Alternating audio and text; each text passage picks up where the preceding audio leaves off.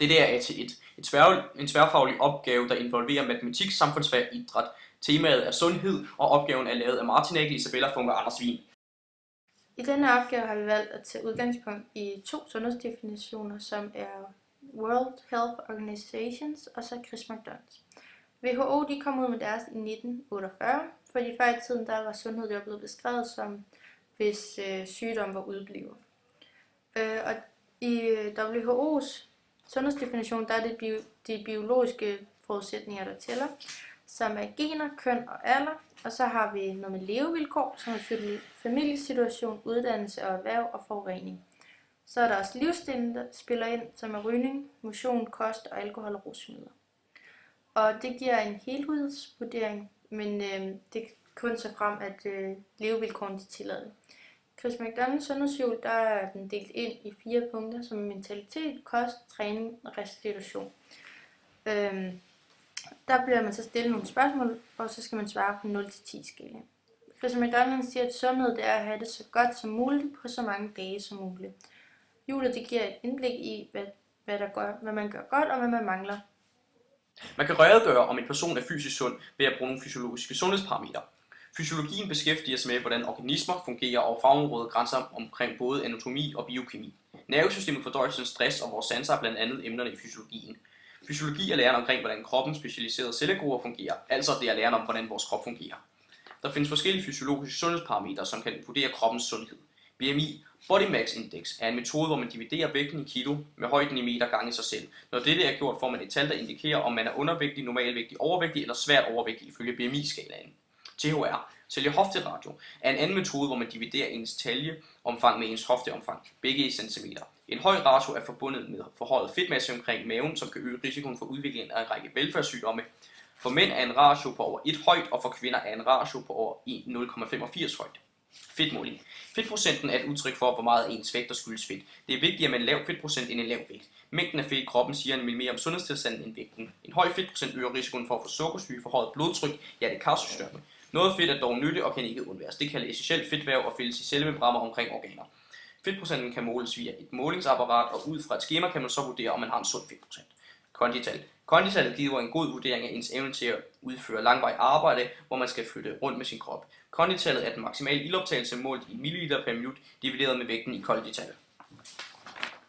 Ryge- og alkoholvaner. Ens alkohol- og rygevaner har også en indflydelse på ens fysiske form, da de kan nedsætte kroppens optimale ydeevne.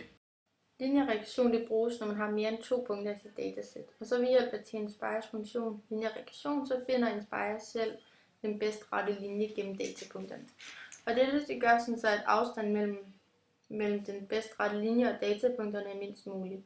Da linjeregression forklarer den bedst mulige linje ud fra punkterne, har man behov for et mål for, hvor god den fundne rette linje er. Og det forklares ved en forklaringsgrad, som skrives R2. Og hvis R2 den er over 0,95, så er punktet acceptabelt tæt på linjen, og man kan bruge linjen. Og hvis R2 er over 0,99, så er punkterne meget tæt på linjen, så er den også god. Og hvis R2 er tæt på 1, så siger man, at der er en god tilnærmelse, og der er en god sammenhæng.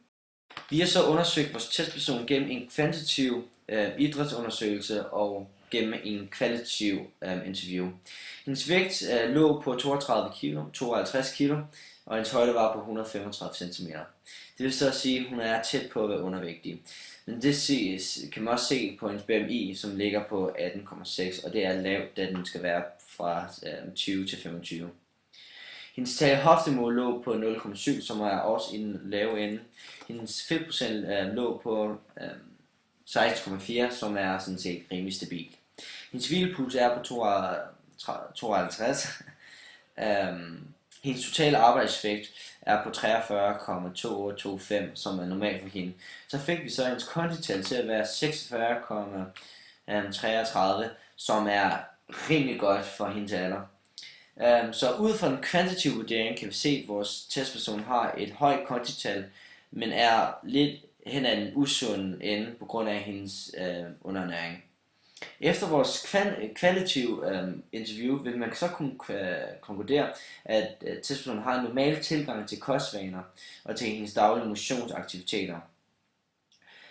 Hun sover godt, hun spiser regelmæssigt, og træner heller ikke for meget. Men det ville man nødvendigvis ikke have erfaret, hvis man havde kun kigget på hendes kvantitative vurdering. Og selvom hun er tæt på at være undervægtig, har hun på ingen måde nogen form for kostplan, som holder hendes vægt nede. Så alt i alt, hun spiser normalt og dyrker heller ikke for meget motion. Vi har så valgt at sammenligne konditallene for step-testen og jojo-testen med jojo-testen hen ad x-aksen og step-testen op ad y-aksen. Vi har valgt at dele drengene og pigerne op hver for sig, fordi drengene de sådan dyrker mere sport end piger, og derfor har de så også en større iltoptagelse. Hvis vi ser på pigernes lineære funktion, så har vi brugt lineær regression, hvilket vi kan faktisk ikke bruge den her sammenligning, fordi at R2 den er 0,27, hvilket vil sige, at den er for lav. Og så har vi den lineære forskrift for drengenes step-test og jojo-test, hvor at R2 den er faktisk tæt på at være rigtig, fordi at den er 0,87, hvor den skal være 0,75 for den 0,95, hvis den skulle give nogen mening. Men vi kan så heller ikke bruge den sammenligning til noget. Og så her har vi så sammenlignet BMI-tallene for hele klassen, og så har vi også sammenlignet med deres THR-mål.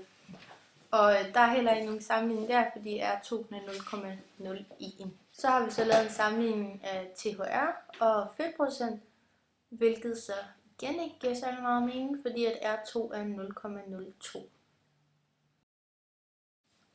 Det er relevant at foretage målinger af sundhed i det moderne samfund, hvor der er stor fokus på den enkelte borgers fysiske og mentale tilstand. I det danske samfund lægger vi meget vægt i at have et godt sundhedssystem og sørge for, at alle mennesker har en høj levestandard. Ved at foretage målinger af folks sundhed kan man komme frem til folks fysiske og psykiske tilstand, og ved hjælp af disse informationer kan man forbedre sundhedssystemet, men informationerne kan også bruges som hjælp til at finde nye metoder til at forebygge sygdommen. Baggrunden for at sørge for, at borgerne i en samfund er sunde, er, at det koster regeringen mindre skattekroner, hvis der er mindre folk, der er syge og skal behandles.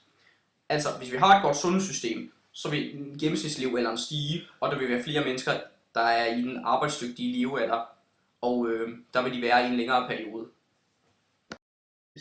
Både den kvantitative og den kvalitative metode har sine ulemper og fordele, men alt i alt giver det et godt overblik over personens samlede sundhedstilstand. Den kvantitative metode bruger matematisk data som BMI og fedtprocent.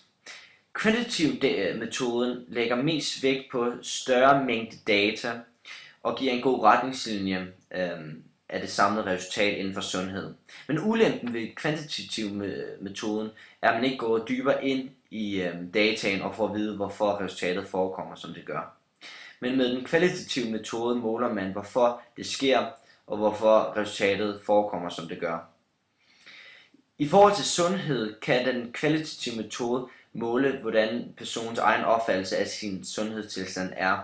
Men ulempen ved denne metode er, at man kan ikke være sikker på, om kilden er troværdig, og det er svært at sammenligne kvalitative data med større mængder af data.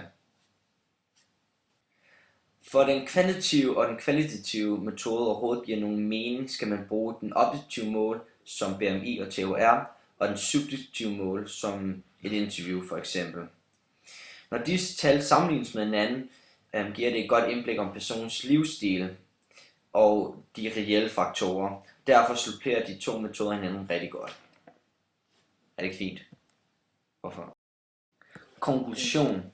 I indledningen nævnte vi, at antallet af kvinder i aldersgruppen fra 16 til 24 med et dårligt fysisk helbred var steget med 0,2% over blot 3 år. Vi kan konkludere ud fra vores kvantitative målinger og vores kvalitative interview, at vores testperson er sund og ikke bidrager til stigning. De tre fag fungerer godt sammen, da man i idræt kan samle kvantitative data og herefter matematiske formler behandle den indsamlede data. Formålet er at undersøge en persons sundhed. I samfundsfag kan man foretage en kvalitativ undersøgelse, der undersøger resultaterne fra de behandlede kvantitative data ved hjælp af vores kvalitative interview.